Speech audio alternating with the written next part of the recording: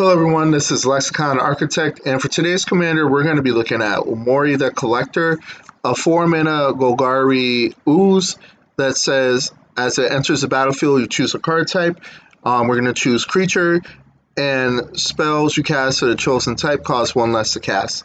So let's get into mana value 1. So we're playing a bunch of Mana Dorks and Elvish Mystic, Fine Horn Elves, and Landwar Elves. Then we play cards like Slime Molding and Gelatinous Genesis to create Ooze tokens for us. At mana value 2, we're going to be playing Abrupt Decay to destroy target non-land permanent with converted mana cost 3 or less. And this cannot be countered by spells or abilities. We play cards like Heroic Intervention to protect our board state.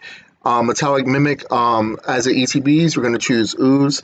It is an Ooze itself, and other creatures of their chosen type enter the battlefield with an additional 1/1 counter on it. And then we play cards like Knight's Whisper to draw us 2 cards and lose 2 life. And then we play the Ozolith, the Shattered Spire, that is basically Hardened Scales on an artifact. And then for 2 mana, we can put a 1/1 counter on target artifact or creature. We can only activate it as a sorcery, and if we really do need to, we can cycle it away for 2. Then we play cards like Scavenging Ooze that allows us for 1 green to exile target card from a graveyard. If it was a creature card, you put 1/1 counter on Scavenging Ooze, you gain a life. Then we play cards like Sign in Blood to draw us cards, and then Sylvan Anthem to pump our green creatures and allow us to scry whenever a green creature enters the battlefield. At mana value 3, we're playing Adaptive Automaton, which with the ECBs, we're going to choose Ooze. It is an Ooze addition to its other types. And then other creatures you control, the chosen type, get +1/+1. Then we play cards like Beast Within to remove a problematic permanent that our opponent controls. Then we play Bloodline Pretender, a 3-mana changeling that when the ETBs, we choose Ooze. And then whenever another creature of the chosen type enters the battlefield, put a 1/1 counter on it. Then we play cards like Garrett's Uprising to draw us cards, Colossal Majesty to draw us cards, Kadama to give our modified creatures trample and allow us to thin our deck for lands whenever a modified creature deals combat damage to a player. Then we have a bunch of pretty cool Ooze cards, and Ornreef Ooze that says when it ETBs, put a 1/1 counter on target creature you control, and then when it attacks, you put a 1/1 counter on each attacking creature with a 1/1 counter on it. Then we play cards like Ravenous Slime that cannot be blocked by creatures with 2 or less, and if a creature an opponent control will die, instead exile it and put a number of 1/1 counters equal to that creature's power onto Ravenous Slime. Then we have cards like Realm Walker that when the ETBs, we're going to choose Ooze. We can look at the top card of our library at any time, and you may cast creatures of the chosen type from the top of your library. Then we play cards like Tribute to the World Tree that says whenever a creature enters the battlefield under your control, you draw a card if its power is 3 or greater.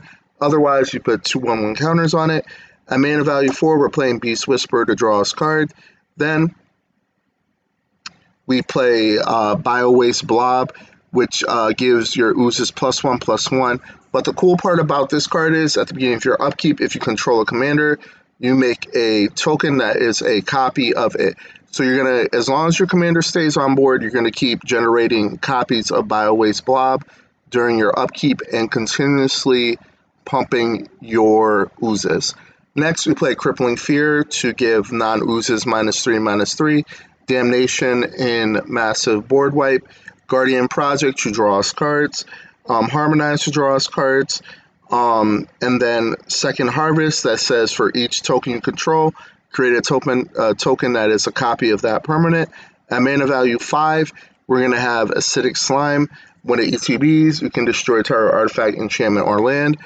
Next, let's talk about AV Progenitor Ooze. It has Storm, so it says when you cast a spell, copy it for each spell cast before it this turn. Copies become tokens. So it isn't legendary if it's a token, and when it ETBs, you put a 1/1 counter on it for each Ooze you control. So if we are able to storm count this, we're going to get multiple triggers out of this. Next, we play Biogenic Ooze, that when it ETBs, you make a 2/2 green ooze. Being your end step, put a 1/1 counter on each ooze you control, and then for 4 mana, you can create a 2/2 green ooze creature token. Then we play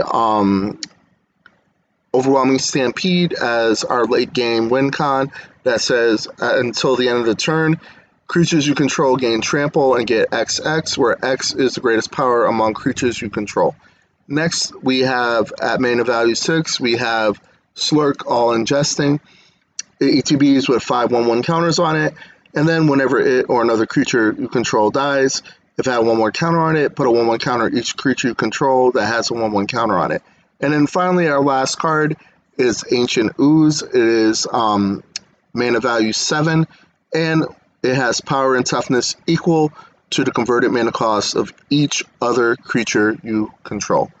Lastly, we have the land base. We have Bojuka Bog to blow up a graveyard, Castle Garenbrig to allow us to play creature spells, Castle Lockwing to draw cards, Karn's Bastion to proliferate, Mosswork Bridge to hide away 4, Path of Ancestry to help us scry, and Secluded Courtyard allows us to add 1 mana of any color to spend only to cast a creature spell of the chosen type, which will be Ooze, and that is it.